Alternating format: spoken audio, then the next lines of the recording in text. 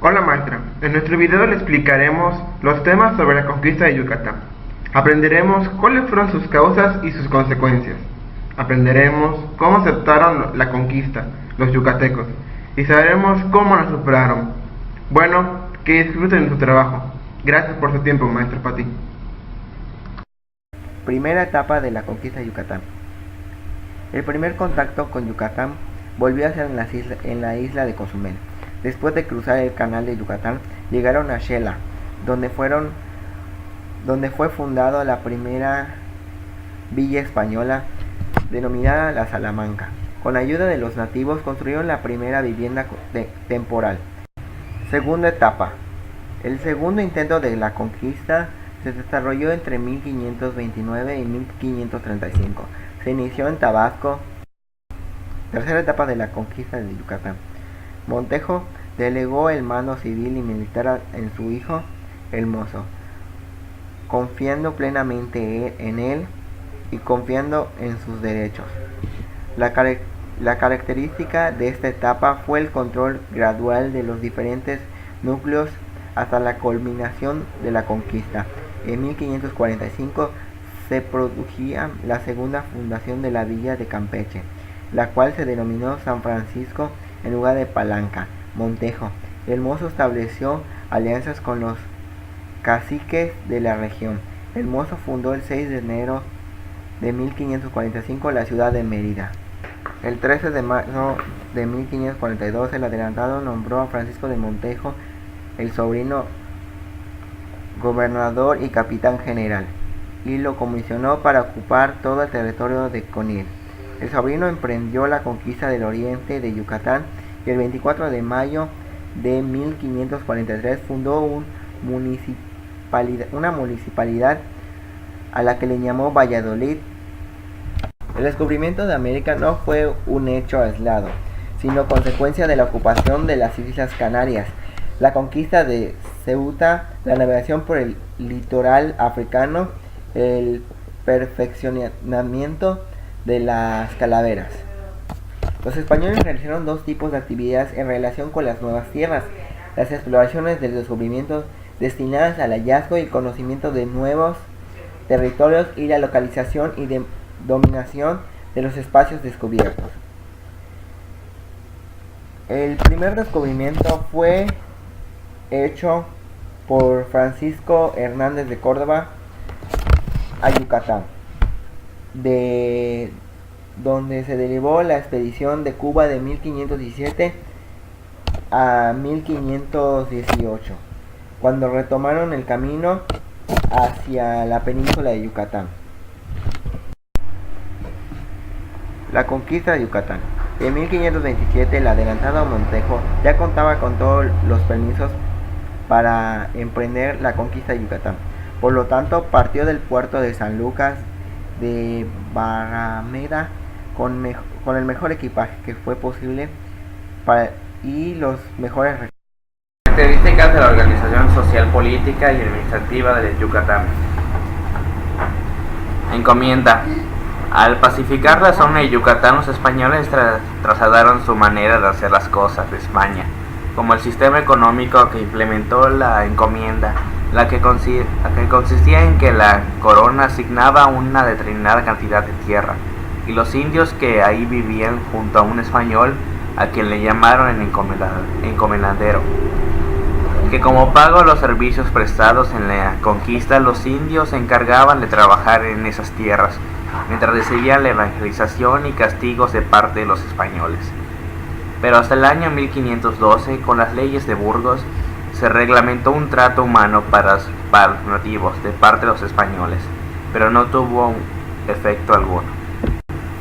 El repartimiento era otra forma de organizar la encomienda en la Nueva España, que funcionó al mismo tiempo que la encomienda y consistió en la rotación de trabajadores indígenas por temporadas para realizar obras públicas, y por esas labores se les pagaba, aunque era muy poco. Estancias y haciendas. Durante la época colonial, poco a poco los indígenas fueron convirtiéndose en la primera fuerza de trabajo. Las estancias fueron otra forma de sistema económico que consistió en que grandes extensiones de tierra fueron cedidas por parte del rey a los españoles, que conquistaron la región en su nombre. Esas tierras de grandes proporciones se convirtieron en centros productivos, ya que se criaban ganado. Las actividades económicas fueron muy importantes durante el virreinato en la Nueva España, ya que contribuyeron al desarrollo de la nación. La minería fue la actividad principal durante 1700 a 1800 y se produjo de 34.500.000 mineral de plata. Se exportó principalmente a España en forma de lingotes o bien eran piezas de orfebrería, y otras actividades importantes fue la ganadería y la agricultura. En 1876 llegaron a Yucatán noticias sobre el plan de Tuxtepec, elaborado por el coronel Porfirio Díaz con la reelección de Lerdo de Tejada. En febrero, el coronel Teodosio Cando toma la ermita en Yucatán. El gobernador Eligio Ancona cedió el cargo al jefe de armas, el general Guillermo Palomino, quien, enterado a que esa vez tomó México, suspendió la persecución de los subesclavos, y a eso se unió el coronel Francisco Cantón y ocupó Mérida el 24 de diciembre. Con las filas en oposición al plan de Tuxtepec, Canto y Cantón lograron incorporarse a las filas liberales y así pudieron participar en el imperio por los frecuentes levantamientos en favor de los conservadores. Para terminar el periodo gubernamental, fue nombrado gobernador don José María Iturbide y Larva. El porfiriato se caracterizó en Yucatán por el auge de la industria nequenera en el noroeste del estado y el repugnante cultivo de la caña de azúcar en el sur, y también por el desarrollo de la red ferrocarrilera. El fin de la guerra de castas y la pérdida del territorio de Yucatán fue lo que impulsó a los gobernantes a mantener excelentes relaciones con las políticas de la dictadura.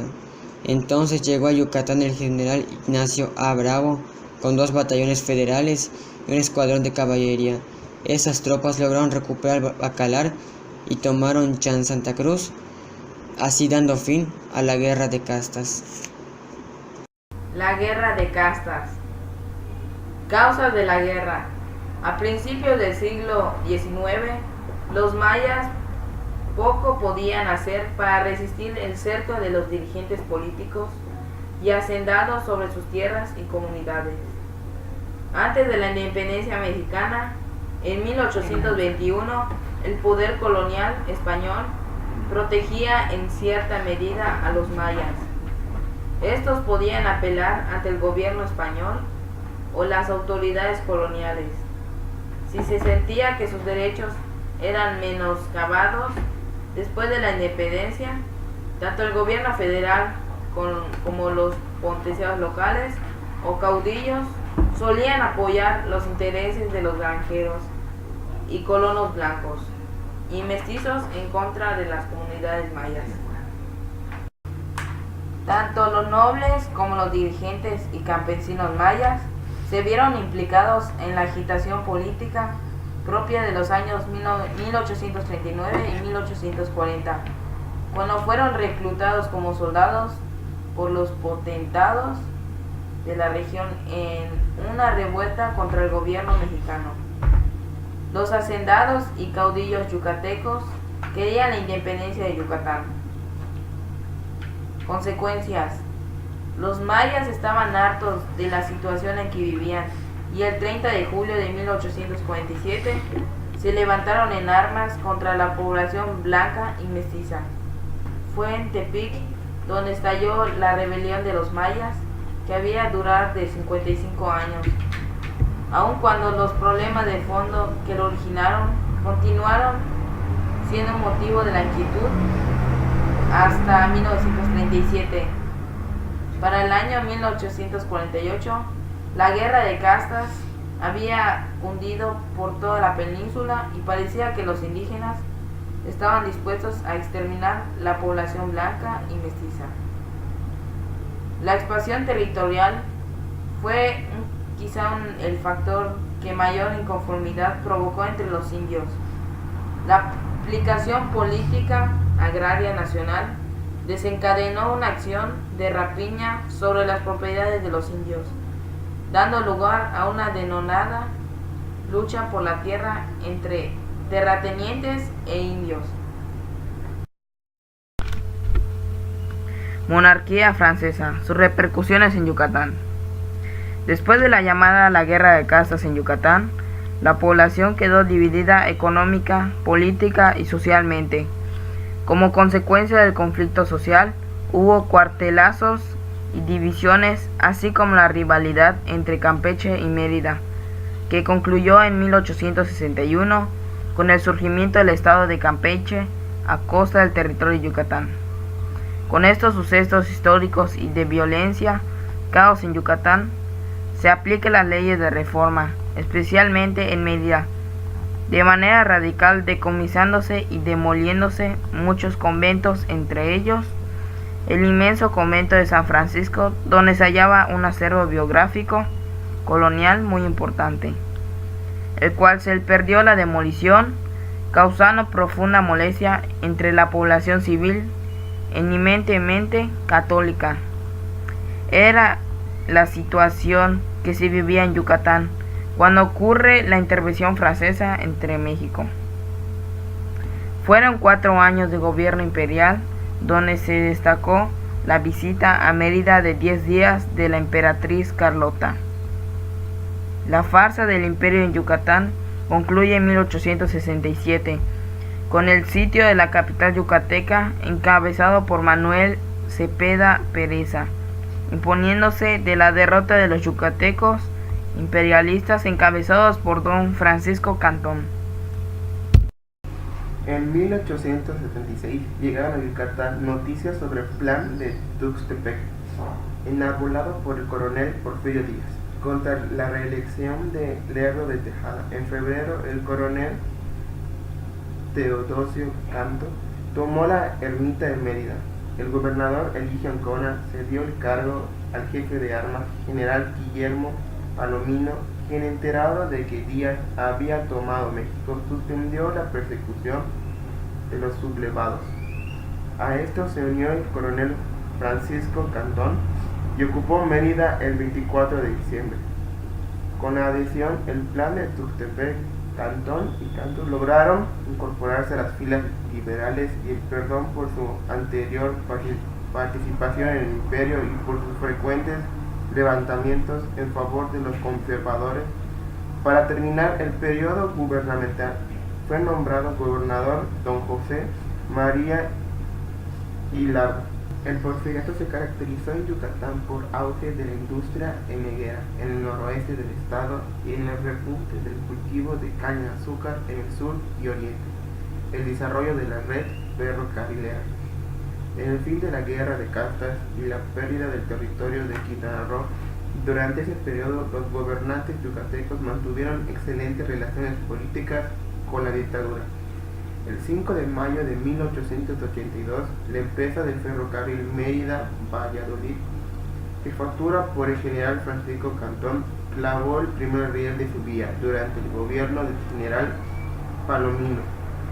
Se inauguró el tramo Texcoco-Motul y su ramal en progreso, el cual partió en Concal.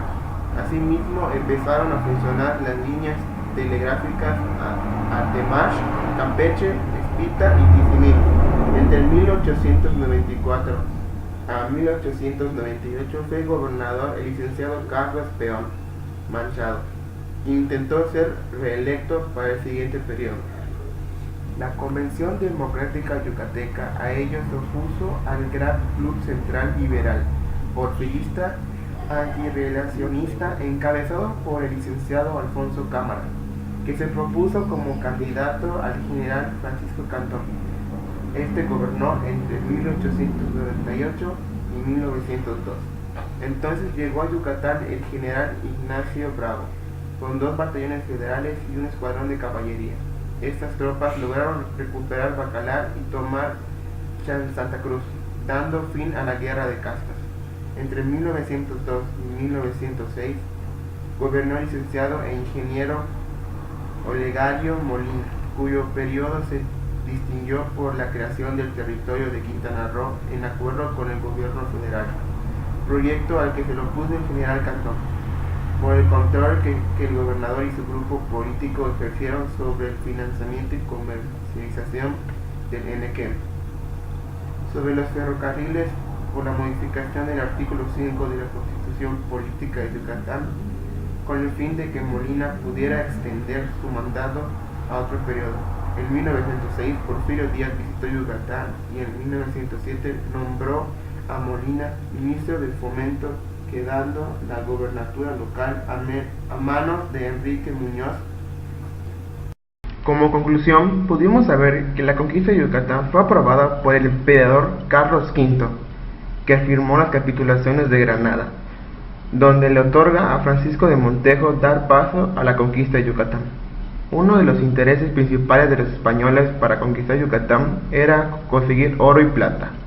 Vimos que hubieron varios intentos de conquistar por parte de los españoles. Uno fue en 1527 en la isla de Cozumel. Luego se desplazaron hacia el sur. Un personaje importante es Gonzalo Guerrero, un español que se convirtió en jefe militar del señorío de Yucatán. Hubieron 3 intentos de conquista de Yucatán, y la última fue la definitiva. Los españoles habían conquistado Yucatán.